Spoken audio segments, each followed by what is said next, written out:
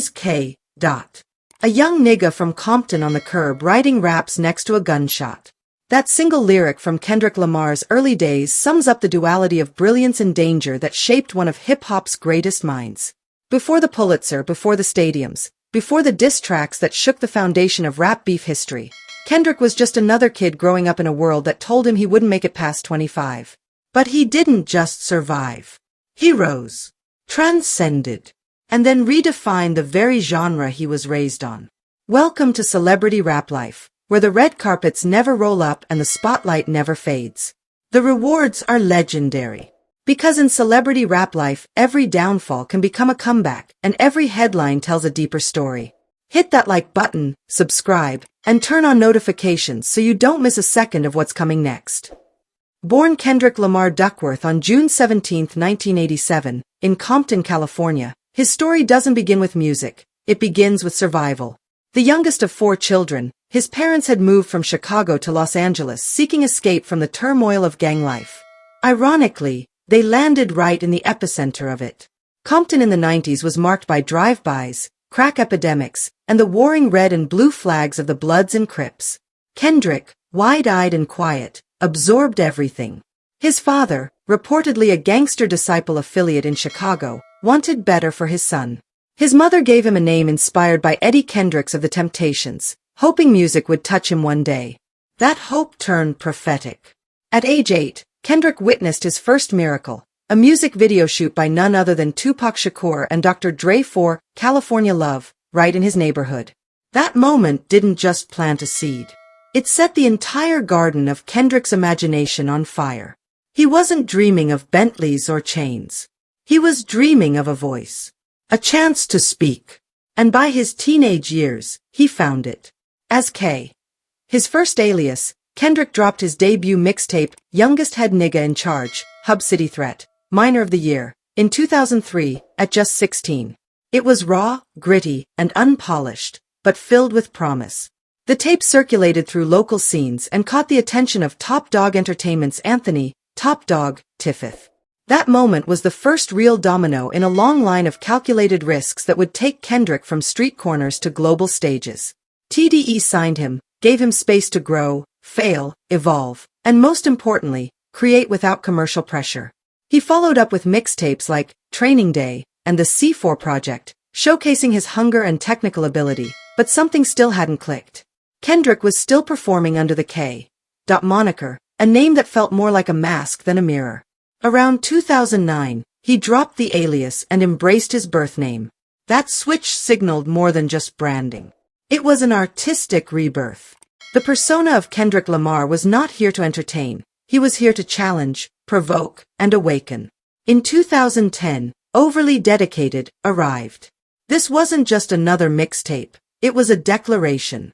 Tracks like Ignorance is Bliss illustrated Kendrick's unique gift for irony and perspective. He wasn't glorifying gang life. He was dissecting it from the inside. The track caught the attention of Dr. Dre, who saw in Kendrick the spirit of a new West Coast. Not a reincarnation of Tupac, but something different. Something surgical. Around the same time, Kendrick's presence in Los Angeles started becoming impossible to ignore. The blogs were buzzing, the streets were talking, and the industry began circling like sharks sensing blood. Then came 2011. Section .80, Kendrick's first full-length independent album under TDE. A concept project drenched in philosophy, pain, and generational trauma. It wasn't flashy. It wasn't designed to chart. But it was brilliant. Tackling subjects like the crack epidemic, Reaganomics, and the mental toll of systemic racism, the album became an underground classic. It was protest music without shouting. It was vulnerable without begging for sympathy. And most of all, it felt real. By the time Interscope and Dre's Aftermath officially partnered with TDE in 2012, Kendrick was already being crowned the West Coast's new savior. Good Kid, Mad City dropped that October, and the culture shifted on impact. The album wasn't just a record, it was a cinematic, autobiographical masterpiece. A day in the life of young Kendrick trying to navigate peer pressure, gang culture, faith, family, and temptation in Compton. Songs like Sing About Me, I'm Dying of Thirst, and Money Trees offered existential reflections that critics called poetic, while Backseat Freestyle showcased his technical dexterity. But the most crucial thing about Good Kid, Mad City? It didn't cater to the mainstream. It forced the mainstream to come to him. Kendrick didn't need pop features. He didn't chase radio singles. Yet the album went platinum, earned Grammy nominations, and placed him in the rare class of artists who made authenticity profitable. And just when the world thought they had Kendrick figured out, he changed the rules again. To Pimp a Butterfly, released in 2015, was a risk no commercial rapper at his level had taken. It was jazz. It was funk. It was spoken word. It was uncomfortable, messy, and unapologetically black. It was also brilliant. With tracks like All Right becoming protest anthems during the Black Lives Matter movement, Kendrick proved his music didn't just reflect society, it helped shape it. The album debuted at #1 and earned him a Grammy for Best Rap Album, yet he left that year's Grammy Awards empty-handed for Album of the Year, prompting widespread criticism of the Recording Academy. Still, Kendrick wasn't concerned with trophies. He was creating legacy. And in 2017, he dropped Damn, a more accessible, stripped-down project that still packed philosophical punches. DNA, Humble, and Love became radio mainstays, yet beneath their catchy hooks were layers of religious symbolism, moral contradictions, and questions of destiny. The album won the Pulitzer Prize for Music, the first non-classical, non-jazz work to do so. It was a seismic moment.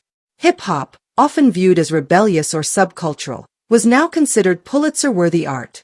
Kendrick had rewritten what it meant to be a rapper. He was now a literary figure, a philosopher, a prophet.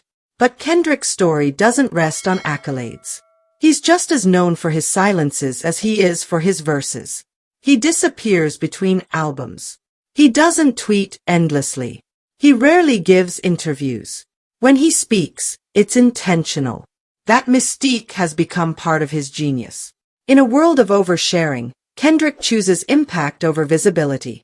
In 2018, he curated and contributed to the Black Panther soundtrack, blending Afrofuturism, spirituality, and urgency. The project received critical acclaim, and Kendrick's ability to amplify voices beyond his own solidified his status as a cultural leader. He didn't just make music, he created movements. And then, he vanished. For nearly 5 years, Kendrick remained mostly absent from the public eye. Rumors swirled. Was he retired? Was he done competing? Had he said all he needed to say? But Kendrick doesn't chase timelines, he follows purpose. And in 2022, he returned with Mr. Morale and the Big Steppers. A confessional, fragmented exploration of therapy, fatherhood, infidelity, and healing. It wasn't designed to please everyone. In fact, it was designed to make people uncomfortable, to confront the generational wounds so many artists ignore. Some fans were confused. Others were moved to tears. But all agreed, Kendrick hadn't lost a step. Then came 2024 and 2025. The gloves came off.